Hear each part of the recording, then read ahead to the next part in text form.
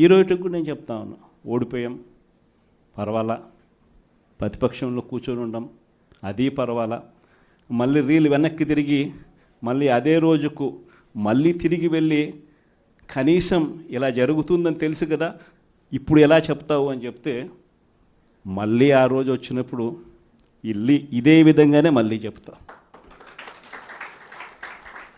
ఎందుకనంటే రాజకీయాలలో విలువలు విశ్వసనీయత అన్న పదానికి అర్థం అదే. ఎన్నికలు ఎప్పుడొచ్చినా కూడా అదే విలువలు అదే విశ్వసనీయత అన్న ఒకే ఒక్క పదం మీద మళ్ళీ వైఎస్ఆర్సీపీ మళ్ళీ అఖండ మెజారిటీతో మళ్ళీ గవర్నమెంట్. కానీ ఈసారి ఫామ్ చేసినప్పుడు మాత్రం ప్రజలకు చంద్రబాబు నాయుడు నైజం పూర్తిగా అర్థమైపోతుంది కాబట్టి మనల్ని మళ్ళీ 30 ఏళ్ళు అక్కడే కూర్చోబెట్టే విధంగా కూడా ప్రజలు ఖచ్చితంగా అడుగులు వేస్తారన్న నమ్మకం నాకుంది. ఎందుకంటే ఈరోజు ఒకవైపున ఇచ్చిన హామీలన్నీ కూడా పక్కకి వెళ్ళిపోవడం అన్నది ఒక ఆస్పెక్ట్ అయితే, రెండో ఆస్పెక్ట్ ఏమిటి అని అంటే ప్రతి వ్యవస్థ నిర్వీర్యమైపోయింది. కేవలం చంద్రబాబు నాయుడు గారి ప్రభుత్వం రాక మునుపు మన ప్రభుత్వం ఉన్నది. మళ్ళీ మన ప్రభుత్వంలో ఎలా ప్రతిదీ కూడా ఎలా పగడ్బందీగా ఎలా జరిగింది, చంద్రబాబు నాయుడు ఎందుకు చేయలేకపోతున్నాడు, ఈ చర్చ ప్రతి ఇంట్లోనూ కూడా జరుగుతూ ఉంది. ప్రతి పథకము కూడా ట్రాన్స్పరెంట్గా పారదర్శకంగా ప్రతి ఇంటికి చేర్చే పరిస్థితి నుంచి ఈరోజు అన్ని కొలాప్స్. కేవలం 9 నెలలు. ఒకవైపున వ్యవస్థలన్నీ కొలాప్స్, మరోవైపున ఏది చూసినా స్కామే. ఏ గ్రామంలో చూసినా బెల్ట్ షాపులు. ఎమ్మెల్యే దగ్గరుండి ఆక్షన్ పాడిస్తూ ఉన్నాడు. 2 లక్షల 3 లక్షల నీ ఇష్టం. ఆ 2 లక్షలు కట్టడానికి పోలీసులు సపోర్ట్ చేస్తారు, దగ్గరుండి మద్యం అమ్మేట్టుగా. ఎంఆర్పి రేటుకు వాళ్ళు కొనుక్కుంటారు, ఎంఆర్పి రేటు ప్లస్ ఇలా ప్రాఫిట్ చేసుకొని వాళ్ళు అమ్ముతారు. ఏ గ్రామంలో చూసినా కూడా ఏ బంకులో కూడా ఈరోజు మద్యమే కనిపిస్తూ ఉంది. మొట్టమొదటిసారిగా గవర్నమెంట్ నడుపుతా ఉన్న మద్యం షాపులను తీసేసి ప్రైవేట్ వాళ్ళని తీసుకొచ్చేసినారు. ఇసుక ఎక్కడ పడితే అక్కడ డబల్ ద రేటుకి అమ్ముతూ ఉన్నారు. ప్రతి నియోజకవర్గంలోని పేకాట క్లబ్బులు ఎక్కడ పడితే అక్కడ కనిపిస్తూ ఉన్నాయి.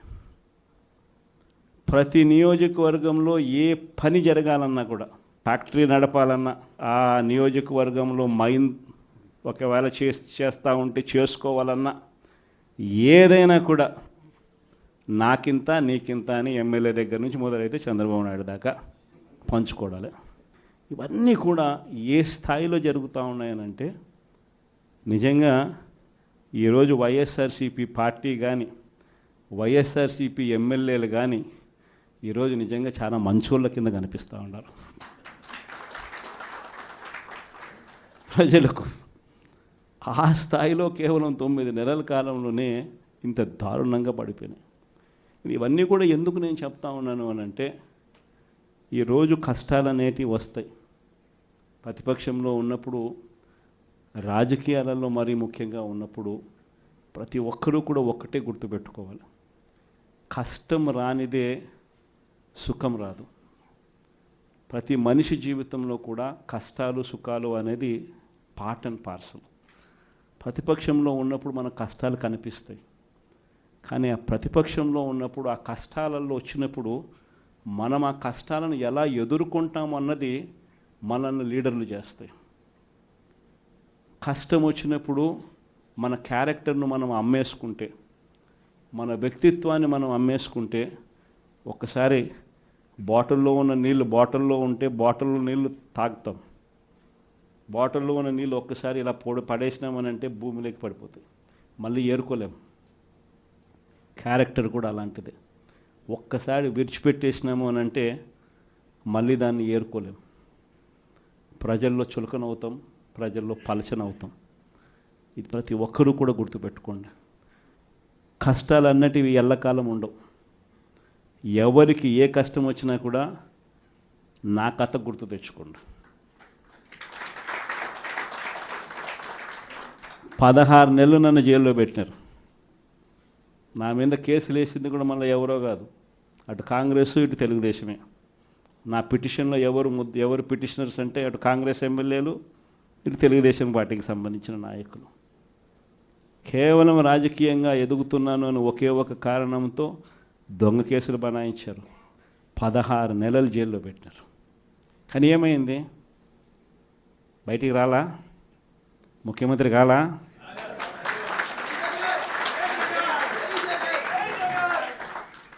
ప్రతి ఒక్కరు ఇది గుర్తుపెట్టుకోండి. ఎవరికైనా ఇంతే. మహా చేస్తే వీళ్ళు ఏం చేయగలుగుతారు? దొంగ కేసులు పెడతారు, కాదండంలా బెదిరిస్తారు, కాదండంలా మహా అయితే 3 నెలలు లోపల వేస్తారు, అది కాదండంలా. కానీ ఏం చేస్తారు? 3 నెలల తర్వాత మళ్ళా వస్తాం, రెట్టించిన ఉత్సాహంతో మళ్ళా పనిచేస్తాం. ఎవరెవరైతే మిమ్మల్ని జైల్లో పెట్టే కార్యక్రమం ఎవరెవరైతే చేస్తారో, మంచి చేసిన వాళ్ళని గుర్తుపెట్టుకోండి, చెడు చేసిన వాడిని గుర్తుపెట్టుకోండి. ఇద్దరిని గుర్తుపెట్టుకోమని చెప్తాను. ఊరికే చూస్తూ ఊరుకోం. వైఎస్ఆర్ కాంగ్రెస్ పార్టీ బ్రతుకుతుంది. వైఎస్ఆర్ కాంగ్రెస్ పార్టీ ఈ రాష్ట్రాన్ని ఏలుతుంది అని కూడా సందర్భంగా చెప్తాను. మరో 30 సంవత్సరాలు ఏళ్తామని కూడా ఈ సందర్భంగా కూడా మరి గట్టిగా కూడా చెప్తాను. కాబట్టి ఎవ్వరూ కూడా వైఎస్ఆర్ కాంగ్రెస్ పార్టీకి సంబంధించిన ఏ కార్యకర్త వెంటికి కూడా పీకలేడు అని చెప్పి కూడా ఈ సందర్భంగా చెప్తాను. ఇది ప్రతి ఒక్కరూ గుర్తుపెట్టుకోండి. ఒక్కటే గుర్తుపెట్టుకోండి, ఈసారి జగనన్న 2.0 కొంచెం వేరుగా కూడా ఉంటుంది. ఈసారి జగనన్న 2.0 కార్యకర్త కోసం ఎలా పనిచేస్తుందో కూడా చూపిస్తుంది. ఇది మాత్రం నేను ఖచ్చితంగా చెప్తా ఉన్నా. ఎందుకనంటే జగనన్న 1.0లో బహుశా కార్యకర్తలకు నేను అంత గొప్పగా బహుశా చేయలేకపోయి ఉండొచ్చేమో. ప్రతి పథకము ప్రతి విషయంలోనూ కూడా మొట్టమొదటిగా ప్రజలే గుర్తుకొచ్చారు. ప్రజలకు మంచి చేయడం కోసమే నా టైం కేటాయించా, నా తాపత్రయపడ్డా, ప్రతి విషయంలోనూ దానికోసమే అడుగులు వేశా. కానీ జగనన్న 2.0కి వచ్చేసరికి మాత్రం చంద్రబాబు నాయుడు కార్యకర్తలకు పెడతా ఉన్న ఇబ్బందులు చూసా, కార్యకర్తలు పడతా ఉన్న అవస్థలు చూసా, కార్యకర్తలు పడతా ఉన్న బాధను గమనించా. వీళ్ళ కోసం గట్టిగా మీ జగనన్న ఉంటాడని సందర్భంగా గట్టిగా చెప్తాను.